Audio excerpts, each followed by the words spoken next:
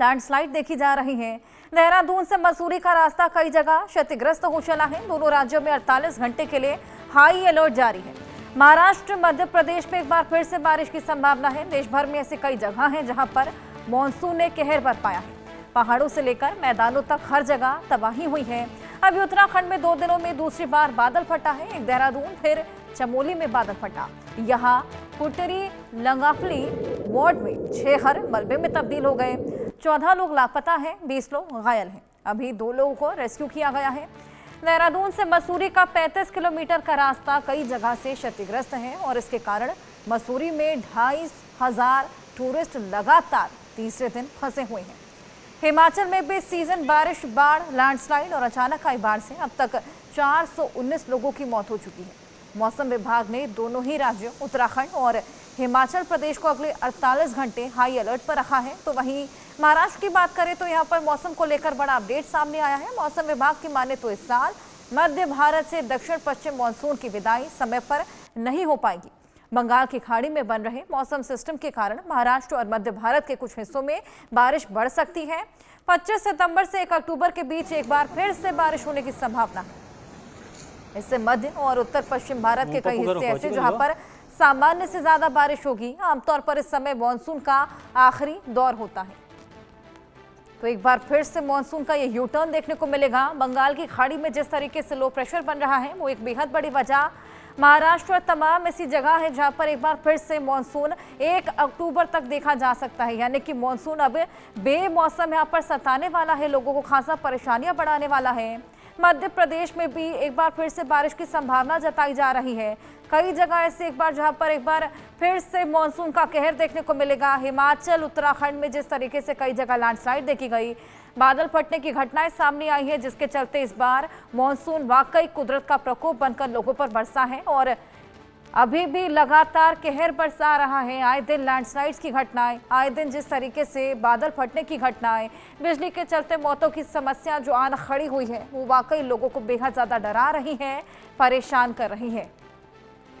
आमतौर पर जिस तरीके से इस समय तक मानसून का ये आखिरी दौर रहता है या लगभग खत्म हो जाता है, लेकिन अब 1 अक्टूबर तक बताया जा रहा है कि बारिश देखी जा सकती है। जिस तरीके से बारिश इस बार परेशानी का सबब बनकर लोगों पर आन पड़ी है, जिस तरीके से लोगों को खासा खामियाजा इसका भुगतना पड़ रहा है। आइए इसी को लेकर और जानकारी लेंगे। हमारे सहयोगी कामेश्वर शर्मा हिमाचल से हमारे साथ जुड़ गए हैं। कामेश्वर, हिमाचल हाई अलर्ट पर है, क्या कुछ चल रहा है, कैसा मौसम है, कितने दिन मौसम खराब रहने वाला है? जी बिल्कुल, जिस तरीके से जो देखा जा रहा है हिमाचल प्रदेश में पिछले 2-3 सप्ताह से मूसलाधार वर्षा हो रही है, इससे जो जीवन है वो अस्त व्यस्त हो चुका है। बात करें बीते रात्रि को भी जिस तरीके से किन्नौर में जो बादल फटा है थाची क्षेत्र में, जिसके चलते वहां पर जो खेत खलियान है वो पूरी तरह से क्षतिग्रस्त हुए। इसके अलावा अगर बात करें जिस तरीके से वहां पर जो खेत खलियान के साथ साथ वहां पर जो गाड़ियां थी, 2 गाड़ियां मलबे में दबने के चलते क्षतिग्रस्त हुई है। वहीं अगर देखा जाए बीते दिन भी जिस तरीके से जो देखा जा रहा है, जो शिमला के ही एडवर्स स्कूल के पास लैंडस्लाइड हुआ जिसमें बहुमंजिले मकान को खतरा पैदा हो चुका है और खासकर प्रदेश सचिवालय जाने वाला सड़क मार्ग पूरी तरह से बंद हो चुका है। ऐसे में जिला शिमला उपायुक्त अनुभव कश्यप ने भी खासकर वहां पर जो मौजूद यानी कि सेंट एडवर्स स्कूल में भी आज और कल अवकाश दे दिया गया है। इसके अलावा उन्होंने सभी लोगों से निवेदन किया है कि खासकर जो वैकल्पिक मार्ग है जो कि ISBT कल्लोग और नीनी होते हुए छोटा शिमला जाइए और इसके अलावा जो तारा हॉल IGMC होते हुए संजोली जाए। कुल मिलाकर जो देखा जा रहा है हर जगह जो हिमाचल प्रदेश में तस्वीरें सामने आ रही है जिसमें जो लैंडस्लाइड के चलते जो सड़क मार्ग अवरुद्ध है। अगर देखा जाए हिमाचल प्रदेश में अभी भी 2 नेशनल हाईवे के साथ साथ 604 सड़क मार्ग अवरुद्ध है, जिसके चलते किसानों और बागवानों को भी भारी परेशानियों का सामना करना पड़ रहा है। अगर देखा जाए हिमाचल प्रदेश में 70% से अधिक किसान और बागवान है। ऐसे में जीवन रेखा कहलाने वाला सड़क मार्ग ही पूर्ण रूप से अवरुद्ध होने के चलते लोगों को काफी परेशानियों का सामना करना पड़ा। इस वर्ष अगर देखा जाए अन्य वर्षों के मुकाबले सड़क मार्ग काफी दिनों तक बंद रहे। कुछ सड़क मार्ग ऐसे जो 15-15 दिनों तक बंद रहे। ऐसे में जो देखा जा रहा है हिमाचल प्रदेश 70% किसान और बागवान है और 5,000 से 6,000 करोड़ का जो कारोबार है केवल मात्र सेब के ऊपर निर्भर करता है। और कुल मिलाकर जो देखा जा रहा है किसानों और बागवानों का सेब सड़ रहा है और कई जगह ऐसे है सड़क मार्ग अवरुद्ध होने के चलते 7 से 8 दिन तक जो पिकअप और जो ट्रक में ही जो सेब लदे रहते हैं, जिसके चलते जो किसान बागवानों के साथ साथ जो ट्रक चालक पिकअप चालक है उन्हें भी परेशानियों का सामना करना पड़ रहा है। ये जरूर है कि प्रशासन की ओर से प्रयास किया जा रहा है। जो सड़क मार्ग अवरुद्ध है उन्हें खोलने का भरपूर प्रयास किया जा रहा है, लेकिन उसके बावजूद भी हिमाचल प्रदेश की जो देखा जा रहा है रोजाना 500 से 600 सड़क मार्ग अवरुद्ध रहते हैं। आज भी जिस तरीके से 2 नेशनल हाईवे के साथ साथ 604 सड़क मार्ग अवरुद्ध है। अगर देखा जाए अभी तक भी हिमाचल प्रदेश में 4595 करोड़ से अधिक सरकारी और निजी संपत्ति का नुकसान हुआ है, जबकि 428 लोगों की जाने गई है। अगर देखा जाए जिस तरीके लगातार बीते दिन भी यहाँ पर आपदा को लेकर जिस तरीके से बैठक की गई है और मुख्यमंत्री सुखबीर ने भी लगातार केंद्र से प्रयास किया है कि हिमाचल प्रदेश को अतिरिक्त धन दिया जाए। अगर देखा जाए हाल ही में जो प्रधानमंत्री नरेंद्र मोदी हिमाचल प्रदेश आए और 1500 करोड़ की जो सौगात दी है, लेकिन उसके बावजूद भी अगर देखा जाए तो सरकार अवरुद्ध है। बीते दिन की अगर बात करें, जो मंडी संसदीय क्षेत्र की जो सांसद है कंगना रनौत के वो बैक के नारे लगाए गए। वहां पर जो कांग्रेस के यूथ कार्यकर्ता था उनका कहना था कि हिमाचल प्रदेश की स्थिति अत्यधिक दयनीय है और हिमाचल प्रदेश को अभी तक बजट नहीं आया। वहीं बीते दिन भी देखा जा रहा है नरेश चौहान ने भी कहा कि हिमाचल प्रदेश को जो बजट है 1500 की घोषणा की गई थी, फिलहाल अभी हिमाचल प्रदेश को नहीं दिया गया। तो कुल मिलाकर हम सड़कों की बात करें तो अभी भी जगह जगह लैंडस्लाइड है और आज भी जिस शिमला का जो सबसे आवाजाही अगर देखा जाए अत्यधिक रहती है, क्योंकि प्रदेश सचिवालय छोटा शिमला में स्थित है। ऐसे में अन्य स्कूल भवन और विभिन्न प्रकार की तो वहाँ पर विभिन्न अधिक वहाँ पर जो कार्यालय भी है, जिसके चलते जो स्कूल जाने वाले बच्चों के साथ साथ कार्यालय जाने वाले कर्मचारियों को परेशानियों का सामना करना पड़ रहा है। अगर किन्नौर की बात करें, वहाँ जिसके खाती गाँव में जो खेत खलियान रहे हैं, तो कुल मिलाकर जो देखा जा रहा है जो स्थिति है वो हर क्षेत्र में अत्यधिक दयनीय बताई जा रही है। और वही प्रशासन की ओर से भी ये प्रयास किया जा रहा है कि जो तमाम तस्वीरें निकलकर सामने आई थी उससे आपने बिल्कुल सही कहा, बेहद दयनीय स्थिति बनी हुई है। बेहद ज्यादा परेशानियों का सबब इस बार मानसून बनकर टूट पड़ा है लोगों पर। रैनिक दत्ता, आपके पास में आऊंगी। कोलकाता से आप हमारे साथ जुड़े हैं। बंगाल की खाड़ी में जिस तरीके से लो प्रेशर बन रहा है उसके चलते अब खासा इम्पैक्ट मानसून होगा और मानसून यू टर्न भी लेने वाला है। वहां पर कैसा मौसम?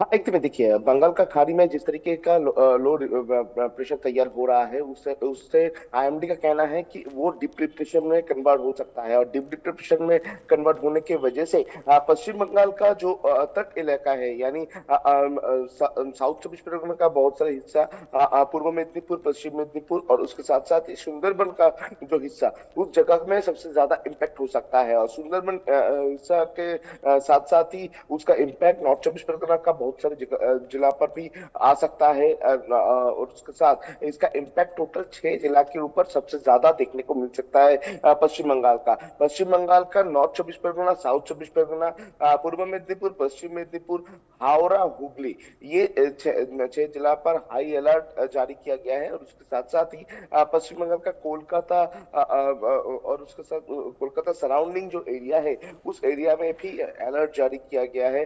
बांकुड़ा, बीरभूम में भी बरसात का संभावना है। और आईएमडी की तरफ से जो कहा जा रहा है कि अगले 4-5 दिन जो है, इस 4-5 दिन के अंदर ही ये जो लो प्रेशर तैयार हो रहा है बंगाल खाड़ी में, इसका जो ये इम्पैक्ट देखने को मिलेगा। और उसके साथ साथ ही इसका इम्पैक्ट सिर्फ बंगाल में नहीं, बंगाल के अलावा दूसरा स्टेट में भी ये देखने को मिल सकता है इसका इम्पैक्ट, क्योंकि जो लो प्रेशर तैयार हो रहा है बंगाल खाड़ी में उसका जो मोटिव है, उस मोटिव देखते हुए आईएमडी की तरफ से कहा जा रहा है कि ये लो प्रेशर डीप डिप्रेशन में कन्वर्ट हो सकता है। और डीप डिप्रेशन में अगर कन्वर्ट हो जाए तो इसका असर करीब 2 से 3 दिन तक रह सकता है, ऐसा आईएमडी की तरफ से प्रेडिक्ट किया जा रहा है। यानी एक तरफ अगर कोलकाता का बात किया जाए या पूरा पश्चिम बंगाल का पूरा बात किया जाए तो और एक हफ्ते के अंदर पश्चिम बंगाल में सबसे बड़ा त्योहार दुर्गा पूजा आने वाला है। ठीक, दुर्गा पूजा के टाइम में अभी आईएमडी की तरफ से ये प्रेडिक्ट किया जा रहा है कि दुर्गा पूजा के टाइम पीरियड पे बरसात हो सकता है और ये बरसात जो है ये भारी बरसात हो सकता है, जिसका इम्पैक्ट कोलकाता के साथ साथ ही और भी जो 6 जिला है उस जगह में देखने को मिलेगा। मेनली जो तट एरिया है, यानी साउथ 24 परगना का बहुत सारे हिस्सा, बकखाली, काकद्वीप, इस तरीके का जो हिस्सा, और इसके साथ साथ ही पूर्व मेदिनीपुर का बहुत सारे वाले जो हिस्सा है उस जगह पर भी इसका जो इम्पैक्ट वो देखने को मिलेगा। मेनली हल्दिया जो जगह है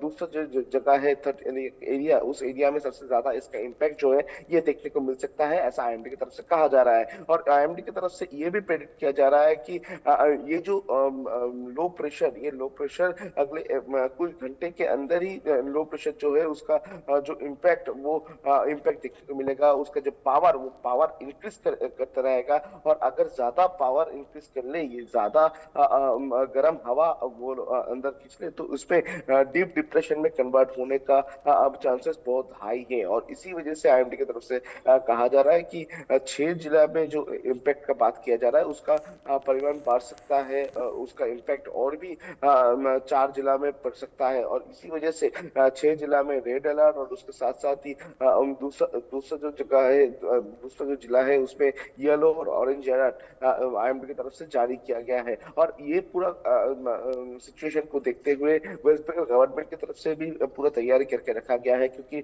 जैसे हम जिक्र कर रहे थे कि पश्चिम बंगाल में दुर्गा पूजा का अवसर है, तो अगर बरसात या तूफानी तेज हवा बहे तो उसमें दुर्गा पूजा का जो मंडप है उसमें कोई इम्पैक्ट आए। बहुत सारी जगह पे लाइटिंग तैयार किया गया है, उसका जो इलेक्ट्रिक कनेक्शन उसमें कोई दिक्कत ना है, उसमें से कोई दुर्घटना ना घटे, इसके ऊपर मेनली ध्यान दिया जा रहा है। जो इमरजेंसी सर्विसेज है उनको हाई अलर्ट मोड में रखा गया है। मेनली जो इलेक्ट्रिक सप्लाई का टीम है उनको भी मोबाइल टीम तैयार करके रखा गया है कि किसी भी जगह पर कोई भी दुर्घटना ना घटे, उसके ऊपर ध्यान दिया जाए, और किसी भी जगह से अगर कंप्लेन आए तो तुरंत उसमें एक्शन लिया जाए।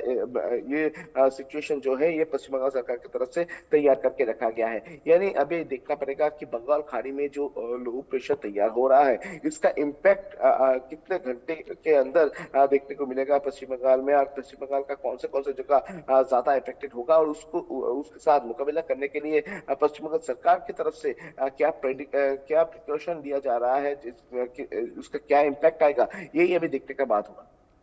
बिल्कुल, वाकई ये देखने वाली बात होगी कि क्या कुछ प्रकोप इस बार और इस मानसून की वजह से देखने को मिलता है। कामेश्वर, आपके पास में आऊंगी। जिस तरीके से आए दिन लैंडस्लाइड्स की घटना और बादल फटने की घटनाएं सामने आ रही हैं, प्रशासन की ओर से क्या कुछ तैयारी, अब जब एक बार फिर से मानसून ने यू टर्न की तैयारी कर ली है? जी बिल्कुल, जिस तरीके से अगर देखा जाए हम बताना चाहेंगे कि अगर पीछे दिन की हम बात करें, जो एडबर के पास जो लैंडस्लाइड हुआ, प्रशासन की ओर से जो घर पे मौजूद लोग थे उन्हें वहां से घर को खाली करा दिया गया। इसके अलावा जिस तरीके से पहले भी जहाँ पर लैंडस्लाइड हुआ था वहां भी घरों को खाली करा दिया गया था। तो प्रशासन में यही प्रयास रहता है कि जहाँ पर लैंडस्लाइड हो रहा है वहां पर लोगों को जानी नुकसान हो, इसको मद्देनजर रखते हुए प्रशासन कहीं ना कहीं सचेत है। अगर देखा जाए एडबर के दोनों छोर की तरफ आज भी पुलिस कर्मचारी तैनात कर दिए है, ताकि वहां पे स्कूली बच्चे भी आसपास से ना जाए, क्योंकि पत्थर गिरने का खतरा बना रहेगा। अगर देखा जाए जिस तरीके से हम रात की ही बात करें तो कुमारसैन के पास भी एक 3 मंजिला जो मकान है वो जीर्णोद्धार हो चुका है। ऐसे में कई जगह ऐसे मामले आ रहे हैं जहां पर वर्षा भी नहीं हो रही है, लेकिन उसके बावजूद भी जो भवन है वो जीर्णोद्धार हो रहे हैं, और कहीं ना तो कहीं जो स्थिति है वो अत्यधिक जगमगाती है। अगर देखा जाए आईएमडी के अनुसार भी आने वाले 5 दिनों तक जो मौसम है कुछ क्षेत्रों में साफ रहने की संभावना जताई गई, लेकिन उसके बावजूद भी बूंदाबांदी होगी। लेकिन वहीं देखा जा रहा है हिमाचल प्रदेश में जो मानसून जाता हुआ मानसून है, लेकिन इस दौरान भी कहीं ना तो कहीं काफी ज्यादा नुकसान देखने को मिल रहा है। अभी भी जैसे देखा जा रहा है सड़क मार्ग अवरुद्ध है, प्रशासन की ओर से खासकर यही प्रयास किया जा रहा है जो सड़क मार्ग अवरुद्ध है उन्हें तत्काल प्रभाव से खोला जाए, ताकि किसान और बागवानों के साथ साथ स्थानीय लोगों को, पर्यटकों को भी किसी प्रकार की परेशानियों का सामना न करना पड़े। लेकिन हिमाचल प्रदेश में अगर डिफरेंट रहती, जब वर्षा नहीं होती है, धूप अच्छी खिलती है, तो लैंडस्लाइड का क्रम और अधिक सक्रिय हो जाता है और लैंडस्लाइड अधिक होने के चांस रहते हैं। तो ऐसे में जिन क्षेत्रों में लैंडस्लाइड की अधिक संभावना है, प्रशासन द्वारा वहां पर साइन बोर्ड भी लगा दिए है, ताकि पर्यटकों, क्योंकि स्थानीय लोगों को भली भांति पता होता है कि यहाँ पर लैंडस्लाइड की संभावना है, तो पर्यटकों को नहीं पता होता। इसको मद्देनजर रखते हुए प्रशासन की ओर से वहां पर साइन बोर्ड भी लगा दी गया है, ताकि बड़ी अनहोनी से बचा जा सके। जी बिल्कुल कामेश्वर, यहाँ पर यू टर्न को लेकर भी तमाम तैयारियां हैं। रहने का आपके पास में आऊंगे, प्रशासन की ओर से क्या तैयारियां?